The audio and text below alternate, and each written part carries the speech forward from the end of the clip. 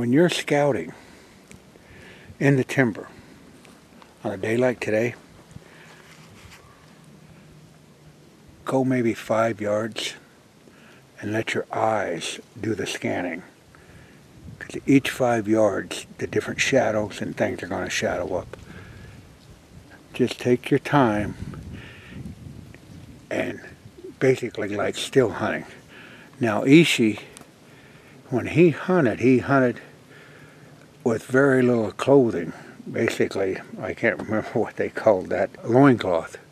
And the reason he did that was to make him go slow. And so he had to pick his way through the brush. And that's how you want to do it. It's not how many miles you cover, especially in the bush. You get out in the open, you can go, on a food plot or something like that, But when you're in the bush, about 5 yards, stop, scan, get behind a tree, shadow up, get a different shadow.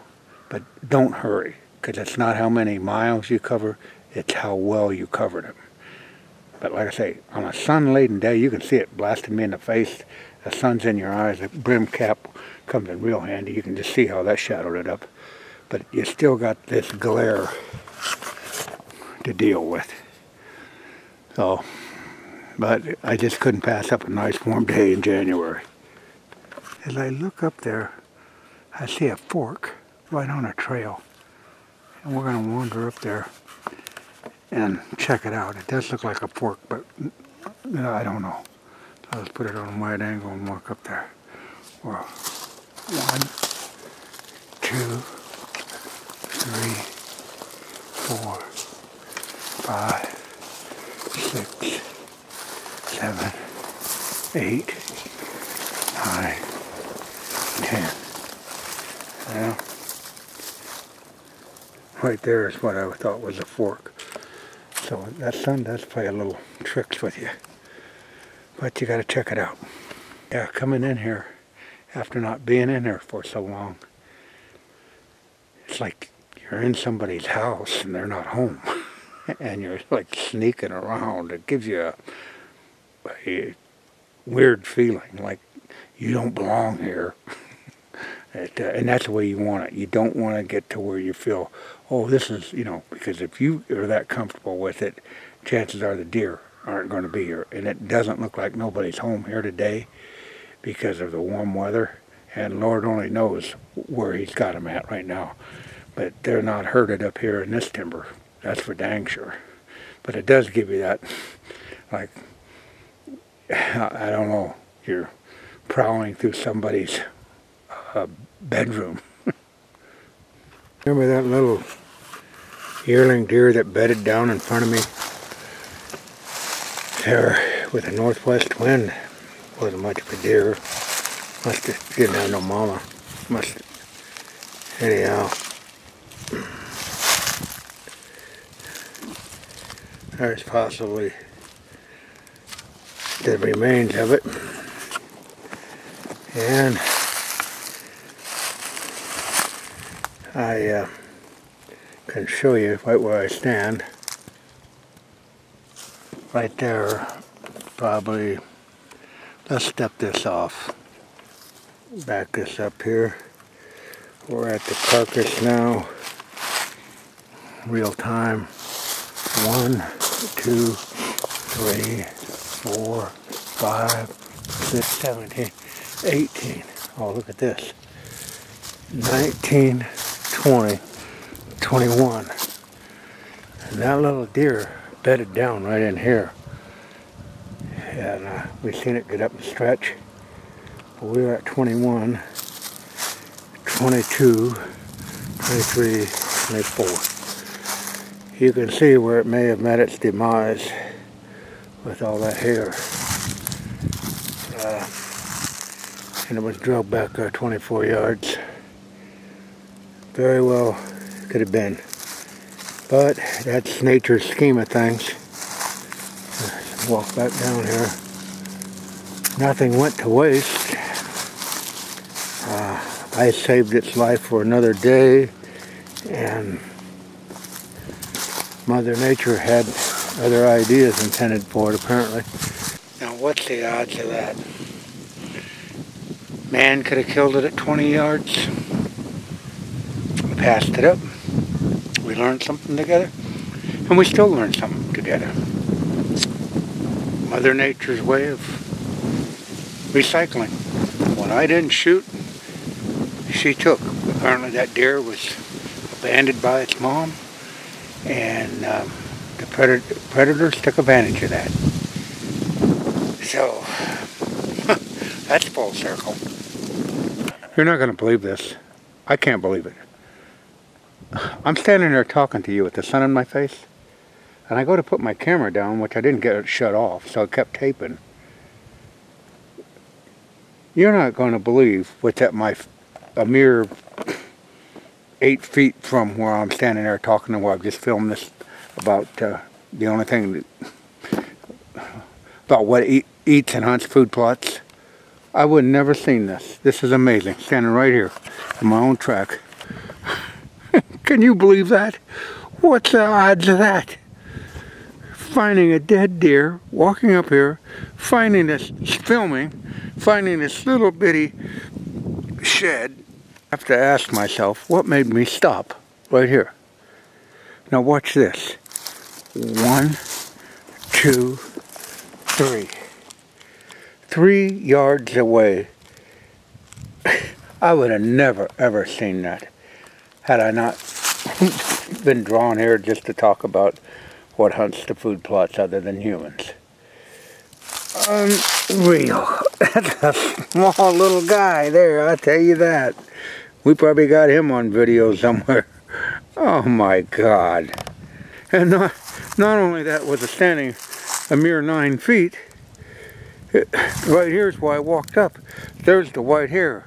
We're 1, 2, 3, 4, 5. 5 yards from the first white hair of a predator kill.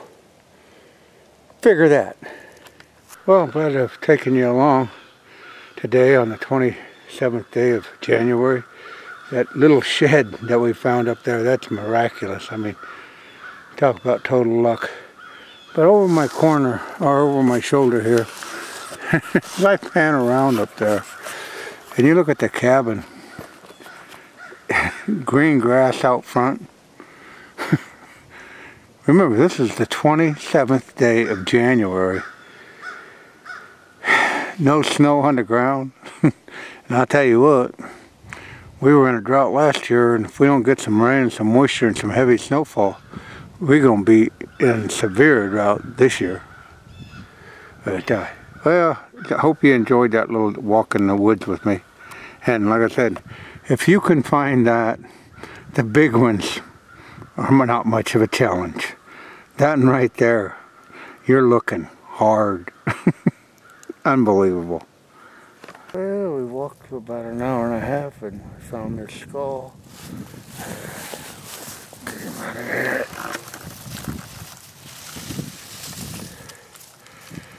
Yeah, he'd been there a while. He died after he shed his antlers. Yeah, nevertheless, it was a little shed antler buck. I don't know what the odds are of finding little spikes like this, but they must be pretty. This is on a trail coming up from the Pure Attraction, and I found a matching set like this a couple years ago. And this is, I mean, just walking along and looked down and I seen that on the trail. I don't know if I'd have seen that on a sunny day. You notice how that's all busted off. That's sort of like the one I found Saturday that was forked. But we'll just have to match them up. I know it doesn't look like a lot, but it's about 11:30 now. It's 2.5 hours, and that's our white gold. So, it's precious. And you can see that trail led right down to the Pure Attraction. I might wander down there and look around. I don't know. To find something that small, it's going to be pretty hard. There's a little guy laying out there, and we'll walk over to him. And he was on this, like I said, I don't even know what mix I got in here. It's everything and anything. But we're going to find this little guy together. Now, I wouldn't have found him the other day because there was 8 inches of snow up here last Sunday. But he's buried in the mud a little bit. Stuck in there. And, well, maybe, I don't know. Maybe it'd be cool to have the matching set to that guy. But here we go, first hand. Yeah, he's a little guy. But there's no such thing as a little shed. I want some of you flat brim baseball hat wearing people understand that. My hat brim is bent. And any shed that you find, especially this small, means you got better eyes. Big ones are easy to find.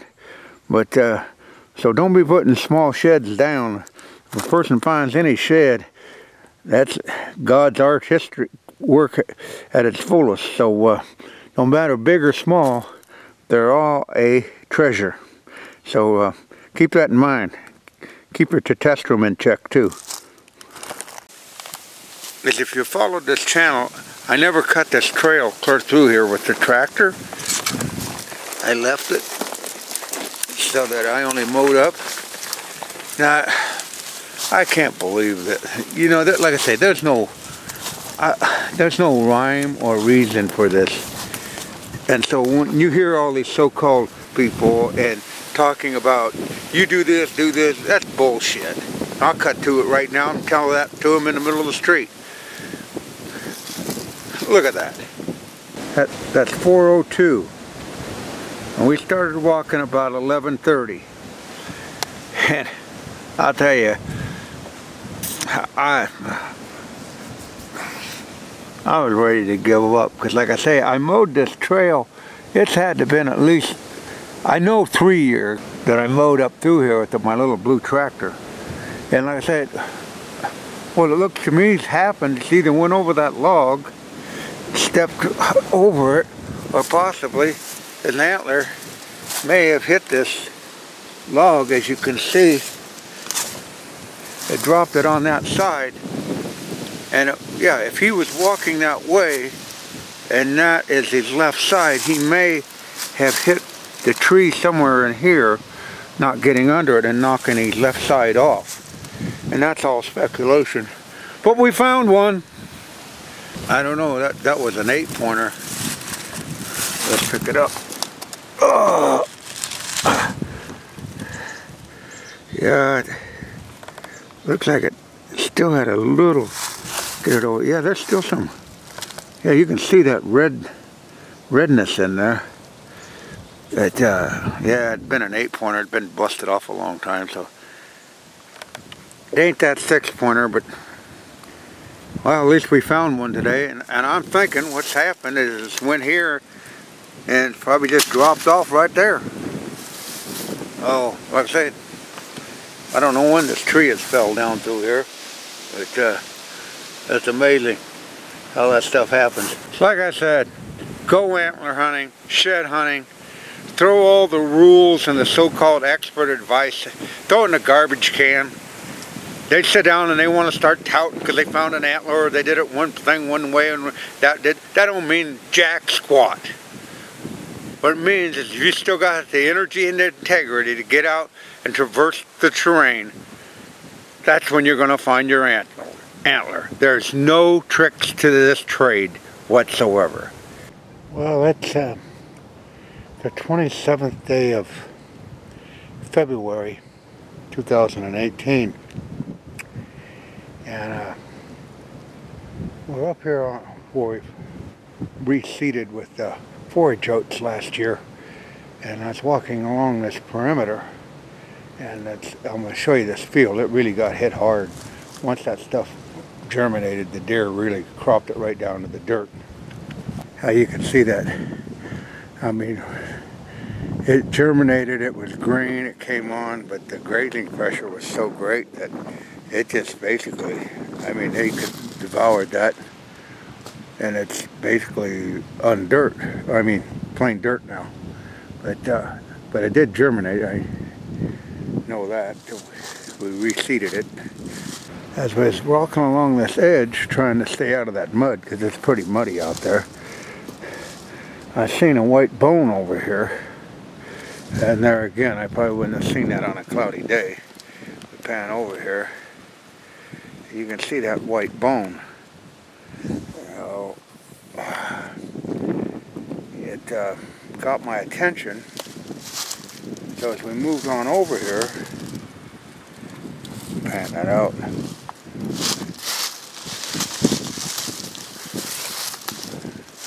I didn't know if that, you could see that was part of a skeletal remains. And then as I got on in here, I seen more white bone on down in that ditch. Yeah, as you can see, there was quite a trail of bones here. They done some definitely devouring. And you know, I've watched these predators after something's dead, and I mean everything and anything comes on them, from coons to possums. But anyhow, as I get down in here, this is what we found wedged up under that tree. I don't know if that come out right, but it's almost 11 o'clock on Tuesday morning, and it's right at 60 degrees. Oh boy, like I said, the whole body has been drugged down in here. It probably flipped the head under here somehow. It got the jawbone and everything's intact, so we'll take this out. I have no idea. It's been there a while. Wow. Yeah, still got some hair. I guess that just not very, comes right off, so it's all rotted off of the. It's been there a considerable amount of time. What have we got here? Oh, small little 8-point. But as you can tell, it's been there a while. Get the jawbones out of there. Everything was intact. Anyhow, I don't know how long that's been in there, but I know it ain't no fresh one, that's for sure. And you know the protocol. We'll have to call the game warden and inform him of that. And remember, here in Iowa, sheds are legal and heads are illegal unless you have that tag. So, well, let's get on with it. Yeah, we've been out now for 3 days and have found one dead head. Last time I found one was that one 8-point that we found. Oh, wasn't last weekend, it was a weekend before, I believe. And the reason I keep going over this is on the, would have been on the 8th of February, we had a really nice 8-pointer still carrying both sides. Then we had that snowstorm, and I haven't been up in here since then. And it was a really good, like it was either a 9-pointer or a really good 10-pointer. So both of them were carrying their up till the 10th. I seen on a couple trail cams, so it's worth my effort to walk back through here. And I've sort of probably given up on that 6-point side because I seen that that was on the 26th day of January, and today's the 27th day of February, and I don't know where he went, but I know on the 26th I found his right side, and that same morning we had him go through a trail camera with the left side, so only God knows where that fell off at. Apparently it's between here and somewhere. But and after a while, I'm going to give a tip to some of you guys that are shed hunting. You're going to find yourself after a while doubting yourself, and you know, like I've almost forgot what an antler looks like laying on the ground right now, because you know, you've looked so hard, and the next 5 minutes from now from this camera I could find one, but it gets to be sort of a dismay, and you get down on yourself like, what am I doing wrong? You ain't doing nothing wrong. That's shed hunting 101. I know there's some YouTube channels out there that show some highly successful people picking up shed antlers at a regular basis, and I don't know what that's all about. Anyhow, it's not on this farm, and most farms that I've covered in Iowa it's not on. But I suppose you could find a limited amount of hunting pressure, but one only knows. But for most of us guys, it's going to be stop and go. I don't know if I can see that, but it's about 12:22, and it's 60 degrees here in Osceola, Iowa on the 27th day of February 2018. Well, 1 o'clock, found this little spike. That might be the match to the other side that I found a couple weeks ago. Now, if you can find them little ones, that's the first one in 3 or 4 days. So, February 27th, about 65 degrees out. 2018. Yeah, it could be, I may have the match to that. I know I found a spike, so we'll see if this one matches. That's really hard to get that time in there, but it's 2:13, and like I said, it's right up here, right on the deer trail. So, been going out there. I looked around, never found the other side. Let's see where he is.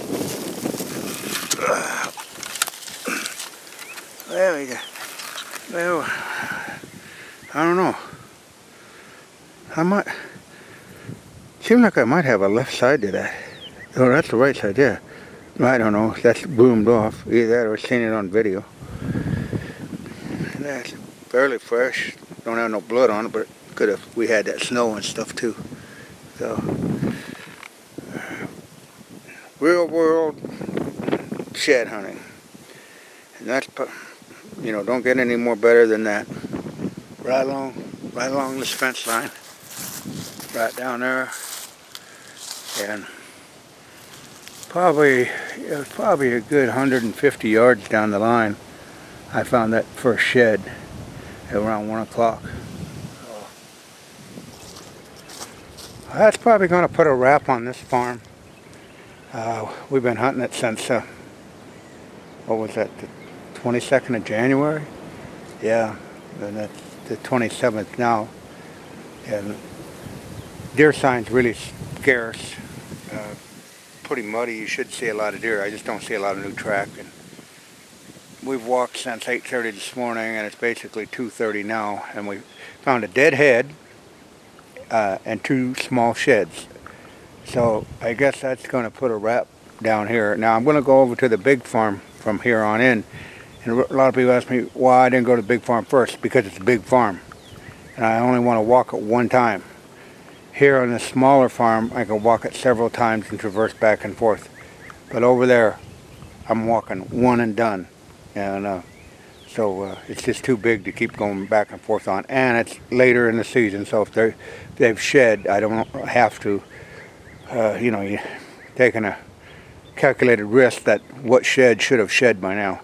So tomorrow is Wednesday, the 28th. It's supposed to be cloudy, and that's going to be a good day to walk over there. So that's probably going to put a wrap on it here at this farm for this year. And 2 deads and 3 matching sets. That ain't all bad. And possibly 4. I don't know what that one little spike is going to match up to that other spike or not. I found it down there a couple of weeks ago, maybe 3 weeks ago now. So, well, sit back and enjoy. Comment, thumbs up, thumbs down. I still got the sheds, whether you like the video or not. Thank you.